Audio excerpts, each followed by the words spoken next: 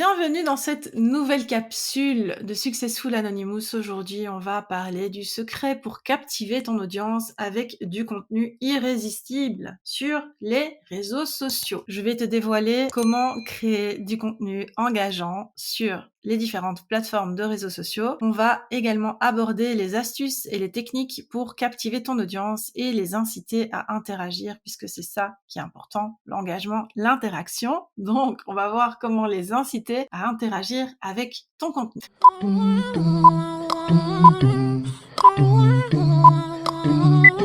Tu ne vas pas pouvoir percer le secret du contenu engageant sur les réseaux sociaux si tu ne connais pas ton audience. J'ai envie de dire first things first. J'ai envie de dire c'est la base. Et l'avantage de bien connaître ton audience, c'est que tu vas pouvoir créer un contenu réellement adapté à ses besoins, à ses problématiques, à ce qu'elle recherche tout le temps et à la rendre totalement accro à tes contenus. Pour identifier les besoins de ton audience, ses attentes et ses préférences, il n'y a pas 1000 secrets, il va falloir que tu lui parles. Et crois-moi, en tant qu'introvertie, je n'ai pas trouvé d'autres solutions pour trouver donc ces fameux besoins, attentes et préférences de ton audience, même si c'est vrai que ChatGPT est plutôt pas mal et peut t'aider. Il va être important que tu parles directement à ton audience, que tu lui demandes ce qu'elle veut, ce qu'elle attend de toi. Alors moi, j'aime pas trop les stories du style dis-moi ce que tu veux voir la semaine prochaine par ici, etc. Alors oui, ça peut fonctionner une fois de temps en temps, mais sinon j'ai envie toujours de jeter mon téléphone, sans exagération, hashtag drama queen, de jeter mon téléphone quand je vois ce genre de stories, parce que je me dis mais je vais pas travailler en fait pour cette personne que je suis, déjà je la suis, donc c'est pas à moi de lui dire quoi faire, c'est à elle de me surprendre et de me montrer qu'elle a compris en fait ce dont j'avais besoin ou ce qui me plaît. Quelquefois, on n'a pas envie de voir vraiment du contenu dont on a un besoin, mais on a besoin de voir un contenu qui nous fait du bien, qui nous rassure, qui nous instruit, qui nous divertit, etc. Donc ça, c'est important de le comprendre directement et de pouvoir justement susciter cet effet waouh quand l'audience va suivre le contenu. Alors c'est bien beau, mais comment on fait pour parler à notre audience? Eh bien, tu vas pouvoir la captiver et savoir ce dont elle a besoin, déjà en allant un petit peu faire, pas l'espionne, mais en allant lui demander un peu qui elle suit, pourquoi elle suit tel type de compte, qu'est-ce qu'elle aime le plus, par exemple, quels sont les 3 derniers comptes auxquels tu t'es abonné, qu'est-ce que tu as le plus préféré sur ces comptes-là, etc. Ça va déjà te donner un aperçu de ses centres d'intérêt, de ce qu'elle aime suivre. Peut-être que c'est parce qu'elle aime les formats qui sont proposés, peut-être que c'est parce qu'elle aime les thématiques qui sont proposées, etc. Tout ça, c'est à toi de le découvrir. Donc tu poses une première question, et ça, c'est simplement le fait d'ouvrir la porte. Après, tu vas poser toutes les questions que tu veux pour bien comprendre en fait ce qu'elle est. Créer un échange, que ce soit en DM, par téléphone si tu aimes bien les contacts téléphoniques. Ah, moi je déteste. Enfin, sauf dans un certain cadre, on va dire, il y a quand même un certain cadre où je trouve que c'est appréciable.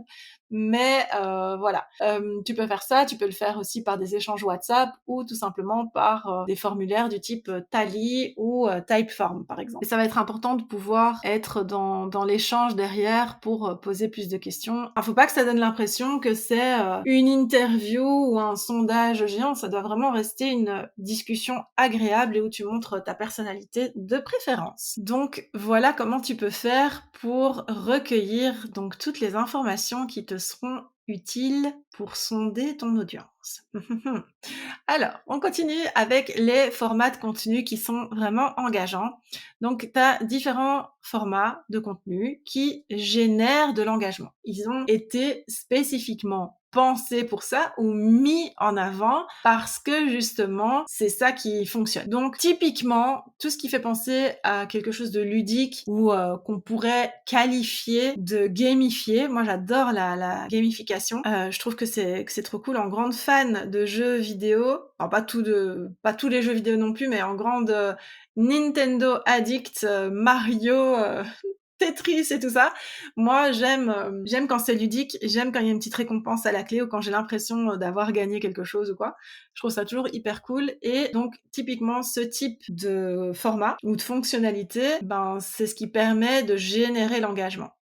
Alors, si on prend l'exemple d'Instagram, évidemment, ça va être les stickers en stories, parce que tu demandes à l'audience d'effectuer une action en appuyant sur le sticker. Encore, tu sais, les stories évolutives où tu dis, je pense aux comptes un petit peu lifestyle, où on voit par exemple le salon qui est en bazar et on dit tape sur l'écran pour tout ranger, tu tapes dessus, forcément tu passes en fait à la story suivante, mais la story suivante c'est exactement la même image mais où tout est rangé. Il y a quelque chose qui se passe en fait dans le cerveau de la personne et elle est contente quoi, ça procure quelque chose de très positif et donc clairement ce type de format permettent de dupliquer et d'accroître l'engagement. On le sait, les vidéos aussi sont un contenu qui fonctionne très bien. Est-ce qu'on engage beaucoup sur les vidéos? Je ne sais pas. Je suis pas certaine en fait qu'il y ait plus d'engagement sous les vidéos. Ce dont je suis certaine, c'est que les vidéos, comme ce sont des formats un petit peu snack qui se consomment très très vite, si elles sont bien pensées, ça va favoriser en fait la durée de visionnage et ça va drainer en fait beaucoup de trafic vers un compte qui propose des vidéos qui sont vraiment chouettes. On le sait aussi, les carousels, ça c'est un contenu qui génère beaucoup l'engagement. Déjà, le carrousel sur Instagram permet de garder en fait la personne plus longtemps sur le compte puisqu'elle va faire défiler les images, elle va lire ce qu'il y a sur les images, après elle va aller dans le caption juste en dessous, dans la légende, etc.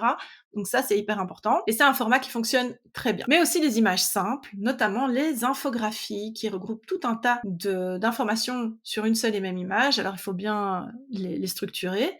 Mais ça fonctionne bien. Aussi les jeux, il y a des bingos, il y a des phrases à compléter, des choses comme ça, et ça c'est cool aussi. D'ailleurs, si tu as besoin d'inspiration ou que tu veux te rendre la vie plus facile, avec tes templates sur Instagram, je t'invite à récupérer justement plus de 50 templates à personnaliser sur Canva, c'est tout gratuit, c'est tout en dessous de la description, non, dans la description, juste en dessous de l'épisode. Donc n'hésite pas à aller récupérer ça. Je ferme la parenthèse.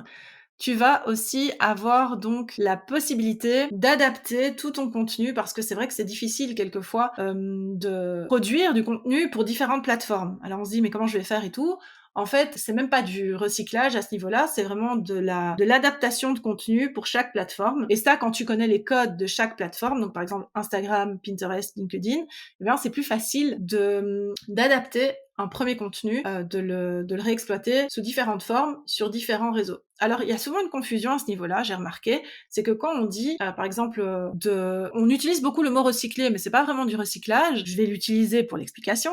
Quand on dit pourquoi tu recycles pas ton contenu Instagram sur LinkedIn. Admettons que sur le compte Instagram, l'application en question qu'on veut recycler sur LinkedIn, c'est une publi où il y a 10 conseils. En fait, quand on va aller sur LinkedIn, on va se dire je dois recycler ça, donc je dois remettre mes 10 conseils. Mais faux, mauvais, mauvaise réflexion. C'est pas ça en fait. L'idéal, s'il y a 10 conseils, c'est pourquoi pas d'adapter ces 10 conseils en 3 publications différentes sur LinkedIn qui vont traiter chacune de 3 conseils, 2 x 3 plus 4, calculez juste. Et donc à partir de ce moment-là, de développer vraiment chacun des conseils. Ce qui fait qu'on va pas avoir un contenu redondant, même s'il traite la même thématique, et surtout ça va permettre de développer encore un peu plus notre expertise sur ces conseils qui ont été prodigués déjà sur Instagram et qu'on va pouvoir amplifier en fait au niveau de la valeur sur LinkedIn. Saisis la différence. En tout cas, ce que je voulais dire. Sinon, il faut pas surtout hésiter à varier les formats pour maintenir l'intérêt de l'audience, parce que quand tu vas proposer tout le temps le même format ou le même genre sur ton compte, ton audience risque de se lasser, même si à la base c'est ce qu'elle aime. Mais au niveau de l'engagement, ça va un petit peu s'affaisser. Je te donne un exemple. Si tu proposes que des réels, que des Reels sur Insta, c'est ok, c'est un seul format. Tu peux ne proposer que ça, il y a aucun souci. Par contre, dans ton format des Reels, si tu as l'habitude de pointer du doigt à gauche sur une certaine, sur un certain tempo, à une certaine cadence, ça, il va quand même falloir que tu penses à renouveler le genre de Reels que tu proposes parce que ton audience va avoir l'impression que tu proposes tout le temps la même chose. Si tu as l'habitude de proposer des carousels, il y a des gens qui ne proposent aucun Reels et ça fonctionne à merveille. Pas de souci, tu proposes tes carousels, mais pense à un petit peu varier ce que tu proposes, à mettre de temps en temps une illustration, une photo, je sais pas moi, des doodles ou ce que tu veux. Mais voilà, quelquefois il faut que ce soit du conseil, quelquefois il faut que ce soit un apport d'expertise avec peut-être un retour d'expérience qui t'est propre. Quelquefois ça peut être je sais pas moi, le témoignage d'une cliente, une citation. Alors attention pour les citations, j'ai pas retourné ma veste. Je déteste toujours autant voir les citations qu'on a vues, revues sur Instagram. Je n'aime pas ça, je vois pas l'intérêt. Mais par contre, quand moi je parle de citations, je parle même de phrases en fait, de punchline auxquelles toi t'as pensé. Et voilà, ça peut très bien faire office de citation entre guillemets, ou je sais pas moi, si t'as retenu la punchline dans un film ou dans une série, c'est bien, on peut réexploiter ça, mais il faut que voilà, ça vienne un petit peu nous donner du renouveau, quoi, parce que c'est bon, les citations qu'on a déjà vues 150 000 fois, on n'en peut plus. Ayez pitié de nous. Donc voilà. Alors, passe à la suite, parce que si je commence à rouspéter sur les citations, on n'a pas fini. Créer un contenu engageant, il existe différentes techniques, donc notamment apporter de la valeur ajoutée. Et là, je vois des yeux déjà roulés vers le haut. Ça veut dire quoi, valeur ajoutée? C'est bon, on en a marre d'entendre tout le temps ce même conseil d'ajouter de la valeur et tout. Mais en fait, valeur ajoutée, ça veut simplement dire que il faut pas que ce soit une publication vide de sens, que tu publies juste pour publier, parce que ça va rien apporter comme valeur, oui, je le dis, à ton audience. Plutôt, il faut que tu viennes, en fait, remplir l'application de conseils, je sais pas moi, de listes de tâches que la personne peut accomplir, de listes d'outils, sans que ce soit toujours les mêmes outils bateaux et tout. Voilà, il faut que tu lui donnes quelque chose, en fait. De nouveau, il faut que soit tu lui apprennes quelque chose, soit que tu lui rappelles quelque chose, soit que tu l'amuses avec autre chose ou que tu la divertisses, etc. En tout cas, ça va être important que l'audience, en fait, y trouve quelque chose, quoi. Se dise, ok, je suis pas venue sur ce compte pour rien, j'ai envie d'enregistrer parce que ça, je risque de l'oublier et tout. Ça, c'est tout simplement des posts à valeur ajoutée, sans avoir à rouler les yeux vers le ciel. Alors, les astuces aussi pour que le contenu soit engageant et captivant, pour qu'on ait envie de plonger dedans, parce que voilà, ça se peut que ton contenu soit bon, mais s'il manque la chose dont je vais te parler, ben forcément, personne ne va arriver à l'intérieur du contenu, dans la suite du contenu. C'est évidemment des titres et des accroches captivantes. Donc n'hésite pas à être original, n'hésite pas à être un petit peu à contre-courant, ne sois pas clivante pour le plaisir d'être clivante et en fait ça n'a aucun sens, où tu n'assumes pas ta position derrière, où tu n'assumes pas en fait les retours qui vont venir à l'encontre de ce que toi tu penses derrière. Faut bien te préparer à ça. Donc clivant, oui, si t'es prête à assumer derrière, tu vois. Mais sinon, tout simplement, des titres intéressants qui vont susciter la curiosité, l'intérêt, où tu annonces, comme dans le titre de ce podcast, justement, les secrets pour avoir un contenu qui soit engageant et captivant, etc. Bah oui, ça donne envie de venir voir parce que tu as envie de voir s'il y a quelque chose que tu ne sais pas encore et éventuellement, même si tu sais déjà tout ce qui est là-dedans, tu vas peut-être te rappeler en fait que ah oui c'est vrai ça j'y avais déjà pensé mais j'avais complètement oublié, ben dorénavant je vais essayer de m'y mettre et tout. Ça c'est important. Des titres pas trop longs, impactants, percutants, où on se dit ouais c'est ça, ou qu'est-ce qu'elle va me raconter derrière, ouah je m'attends à tout, ou ah mais qu'est-ce qu'elle raconte, moi je suis pas du tout d'accord avec ça, ou ah j'en ai ras-le-bol, valeur ajoutée, je sais pas ce que c'est. Ils disent tout ça et puis ça veut rien dire. Donc voilà, des choses comme ça qui vont venir générer une émotion en fait. Une émotion, ça peut être une émotion forte, de préférence positive, parce que moi je suis beaucoup dans la bienveillance. J'aime pas les coups de gueule comme on dit. J'aime pas tout ce qui est vecteur de négativité ou de râlerie ou de dépression ou de choses comme ça. Moi je préfère vraiment tout ce qui est positif, encourageant, bienveillant, donc des émotions qui vont dans ce sens-là. Et donc qui vont encourager à interagir avec le contenu. Ça, c'est le summum. Finalement, il faut pas oublier évidemment d'inciter ton audience ou la communauté, que ce soit la tienne ou celle de la cliente pour qui tu gères les comptes. Faut pas oublier d'inciter à passer à l'action. Il y a les appels à l'action pour ça. Donc passer à l'action de quoi d'abord? Je clarifie mon propos.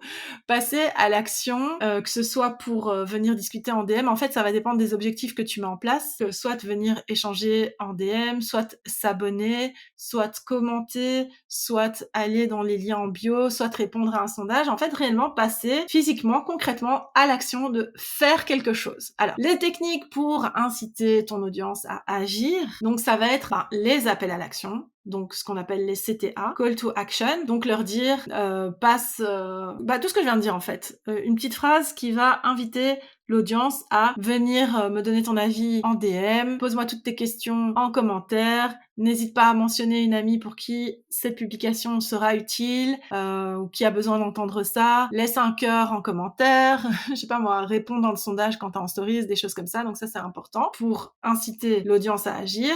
Il y a aussi les questions, donc les questions, ça fonctionne bien, les gens adorent donner leur avis. Déjà les gens adorent donner leur avis quand on leur demande rien, mais alors quand on leur demande, là c'est top parce que ils se disent ah ben c'est feu vert, on me demande mon avis, je vais pouvoir venir étaler toute ma science et je vais le faire. voilà, j'arrive, je débarque et je donne mon avis. Les questions, c'est top. Que ce soit vraiment spécifique par rapport à ce que tu proposes sur le compte ou que ce soit de deuxième cercle, on va dire ça comme ça, parce que tu as la possibilité aussi d'aborder des sujets secondaires, donc qui touchent directement à ta personnalité ou à la personnalité de ta cliente, mais aussi qui sont pas spécifiquement, donc directement en rapport avec le business en question. Donc ça peut être une question sur les outils, ça peut être une question sur un resto que tu as envie d'essayer parce que tu vas te détendre ce week-end, t'es en off et des choses comme ça. Donc ça, c'est cool. Et puis, tu as les sondages, par exemple, typiquement, il y a d'autres choses encore, hein, mais je vais m'arrêter juste là dans les exemples, mais par exemple, les sondages, typiquement, les gens, de nouveau, ils aiment donner leur avis. Donc si tu leur poses la question sur, je sais pas moi, une fréquence à laquelle tu comptes publier, n'hésite pas à demander à ton audience. Par contre, je mets un petit warning à ce niveau aussi, et là, ça va être à toi de faire attention. C'est important, quand tu fais des sondages et que le sondage a une réelle influence sur quelque chose d'important pour ton activité, de demander à ton audience de s'abstenir de répondre si elle n'a pas de réponse, en fait, tu vois. Donc, parce que généralement, les gens, en fait, ils répondent même quand ils en savent rien du tout, donc ils vont mettre ils ont juste envie d'appuyer sur les stickers.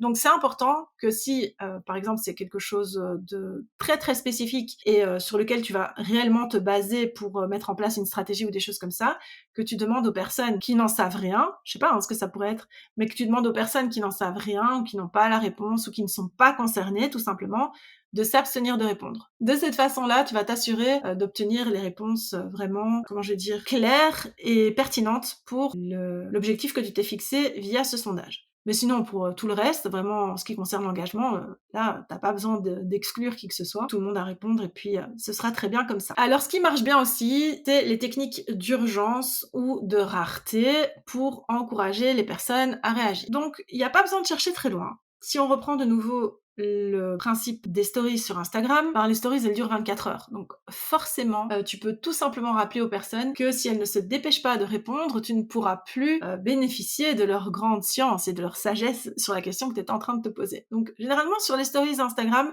ça fonctionne assez rapidement. Après, n'hésite pas à inclure un délai, je veux dire une deadline peut-être, par rapport à un post où tu invites les personnes dans le caption, dans la légende, à venir te contacter en DM. Donc tu peux dire avant dimanche par exemple, mais choisis plutôt des deadlines assez courtes qui ne vont pas permettre à ton audience de s'éparpiller, de se perdre et qui vont justement l'encourager à venir directement te contacter en DM si c'est ça le message que tu passes. Autre chose hyper importante, c'est vraiment basic, mais c'est tellement important, c'est la base et c'est trop négligé. Franchement, je vois à quel point c'est négligé et je vois la différence surtout quand moi, j'avais tendance à négliger ce point-là et depuis que je ne le néglige absolument plus, c'est forcément de répondre aux commentaires et d'interagir avec ta communauté, ton audience pour renforcer l'engagement. Parce qu'en fait, faut pas croire que la personne qui vient répondre sous tous tes posts depuis une semaine, elle est contente comme ça et qu'elle va s'en contenter en fait. Il faut vraiment que tu lui répondes parce que sinon au final elle va se dire moi j'écris toujours et puis elle me répond jamais, elle me met juste un cœur. Le cœur c'est pas suffisant, le cœur ça va pas du tout. Si le cœur ça va, mais c'est pas suffisant. Il faut aller commenter, répondre aux commentaires, remercier éventuellement, poser encore une question. Et il faut pas s'arrêter là non plus. Il faut aller aussi laisser des likes, laisser des commentaires. Ça s'appelle la stratégie d'engagement. C'est important parce que comme son nom l'indique, elle va permettre l'engagement en fait des personnes à qui on va parler parce qu'il faut pas se croire au-dessus, il y a personne qui est mieux que quelqu'un d'autre et généralement c'est donnant donc autant j'entends bien que c'est pas possible d'aller sur absolument tous les comptes qui suivent ta cliente si ta cliente elle a 15 000 abonnés, mais quand même quand tu vois des commentaires qui reviennent fréquemment, tu vas les reconnaître. Ce serait cool aussi d'aller de temps en temps quand même liker et commenter l'une ou l'autre publication. En tout cas, ça, ce sont mes conseils testés et approuvés. Donc voilà mon secret global, ou mes petits secrets, pour générer de l'engagement et rendre le contenu vraiment attractif et limite irrésistible sur les réseaux sociaux. Je t'encourage à mettre ça en pratique, à essayer de le mettre en place du moins, étape par étape, hein, pas besoin de te mettre la pression et de commencer tout en même temps. Je comprends que quand c'est pas quelque chose qu'on a l'habitude de faire, ça apparaît être énorme. Mais en fait, petit à petit, en intégrant des routines et en t'y tenant, eh bien, tu vas voir que ça va être de plus en plus facile et que c'est quelque chose que tu vas réussir très simplement à refaire, tout simplement. Donc, je te remercie d'avoir écouté cet épisode. Capsule jusqu'au bout sont des capsules qui sont un petit peu plus longues que les capsules habituelles. Je sais pas si c'est moi qui m'emballe comme ça à chaque fois, mais voilà. En tout cas, je te retrouve demain pour la suite de ce petit rallye Social Media Management. Et si tu t'intéresses au métier de Social Media Manager, que tu as envie de travailler avec moi, d'être formé par mes soins à ce nouveau métier, je t'encourage vivement à découvrir le contenu de la Social Media School juste sous cet épisode et à me laisser un commentaire ou à t'abonner même, que ce soit sur ta plateforme de podcast préférée ou directement sur YouTube. N'hésite pas à me rejoindre aussi sur les réseaux. Et voilà, j'ai hâte de te retrouver pour la suite. En tout cas, je te fais de gros bisous et je te dis à demain.